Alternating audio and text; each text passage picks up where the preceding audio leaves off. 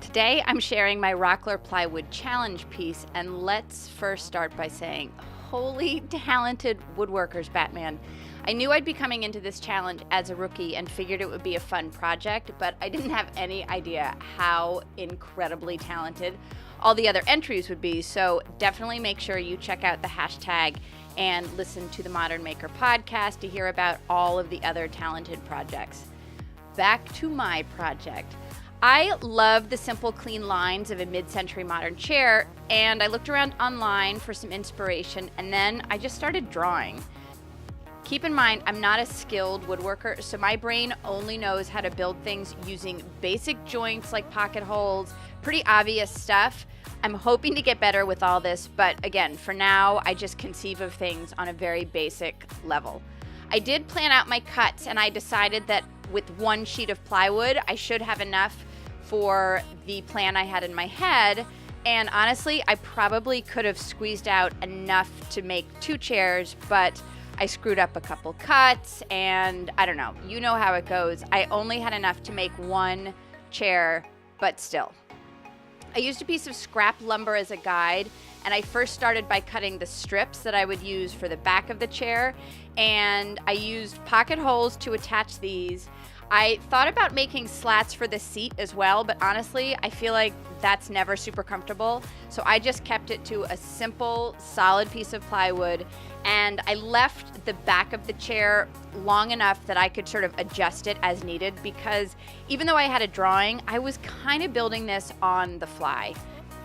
Using my jigsaw, I cut out the legs, and I wasn't sure what angle I needed to make them, so I kind of just sketched it, and it turns out they're pretty close to 90 degrees, but I wanted to make sure that the angle meant that the depth of the legs was deep enough so that the chair wouldn't tip back. And again, I was legitimately just doing this as I went. I screwed 3 strips of plywood in place along the backrest, and this is going to be a ledge for the back of the seat to rest, just to disperse some of the weight. And then I used pocket holes to attach a crossbar between the 2 legs in the front to support the front edge of the seat.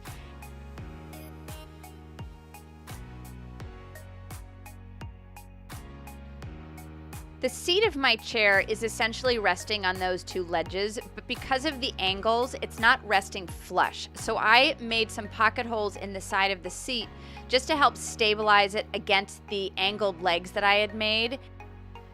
This is where I had to figure out what angle I wanted the backrest to be, so I played around with it, I made a mark, and then I used pocket holes in either side of the backrest to help stabilize that onto the angled legs. I've learned the hard way that pocket holes are not strong enough to support the weight because they'll just pull right through the plywood, but they are strong enough to help keep things in place. So the structure of this chair is sturdy enough, and the pocket holes just kind of keep it all together. At least that's how I explain it. To stabilize the backrest, I added 2 armrests, and it works. It's super sturdy. It's basically the chair that I envisioned. And is it the most sophisticated, most polished entry you're gonna find? Absolutely not. I left the pocket holes exposed, the seams aren't perfectly aligned, my cuts aren't straight, but I'm super proud that I pulled this off, and that's the deal when you're making something.